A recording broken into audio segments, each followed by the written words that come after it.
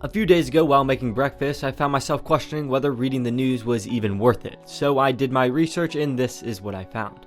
Every day, over 5,000 news articles are published in the US alone, most of which will become completely irrelevant in just a few days. This question becomes even more pressing when the information we consume only reflects one perspective. Are we truly informed, or are we simply reinforcing our bias? We're going to answer all this today, starting with the downsides of news, then why it's important, and finally some alternatives. Modern news has quite a few downsides. It's important to remember the news is a business.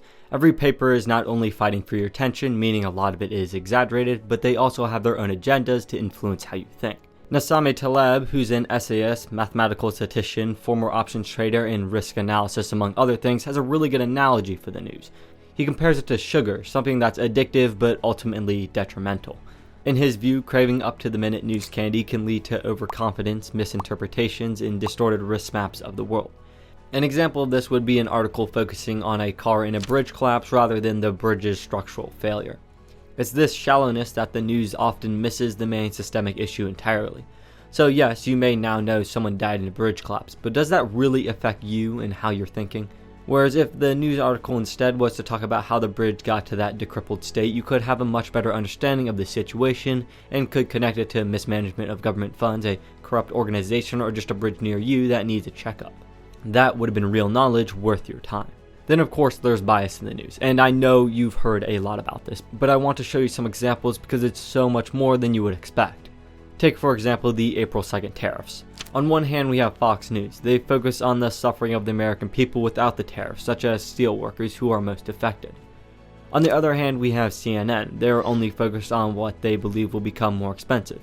Notice neither bothered to explain the other side. Case 2, immigration. Daily Wire here is talking about the dangerous cartels and drug runners that will be stopped, while MSNBC is talking about the illegal deportations, and they put a face on those being deported to get your sympathy. It's news like this that's tearing the American people apart. Sure, the news may not be lying, but they're misrepresenting, showing only one side of the story, and exaggerating evidence, picking and choosing certain events that highlight their points. Just like I did to you now to prove my point. The truth is, not all news is bad, and like I said earlier, it's your civic duty to stay informed. Choosing not to read the news at all leads you to be just as bad off, living under a rock, cut off from the suffering and warning signs of the rest of the world. So yes, the news can be stressful, but I would prefer to know a hurricane's about to flatten my home so I can prepare, instead of finding it at my doorstep. There also may be things that are going on in the world that goes against everything you believe in. It's your responsibility to act on that. Go out and vote, educate your friends, or join a protest. Plus there's the added benefit of engaging in community, seeing other perspectives, and gaining knowledge on news that does go in depth. If you do choose to keep reading the news, there are some good alternatives to make it truly worthwhile. For starters, you could consciously steer away from bias. There's widely accepted graphs that lay out how biased a news source is. If you take your time to familiarize yourself with the graphs, you can learn to recognize what's not worth reading. Additionally, you can read both sides of the story.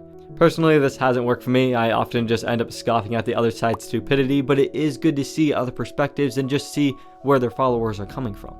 Lastly, in researching this video, I looked at what some successful people like Warren Buffett have opted for doing, and there's one thing that continued to stick out: long-form, in-depth analysis. Granted, this is more time-consuming, and it doesn't come out right away when everybody's clamoring over the hype of the story, but I do believe this would give you more bang for your buck. This in-depth analysis provides a better understanding of trends and systemic issues rather than instantaneous, superficial news tidbits that you're just going to forget in a few days. I'm just starting to experiment with this myself, so I can't tell you where to go unfortunately, but I can say to look for long-form journalism, financial and business analysis, investigative journalism, or think tanks and research institutions.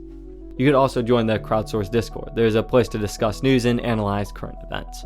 But as for my answer if you should read the news or not, I would say if you're just going to read from a single source that you can clearly see as bias on the chart and only venture to the opposing side to laugh at it, you're most likely wasting your time, as you aren't getting the full story and you're most likely not getting anything out of it except some short-lived excitement.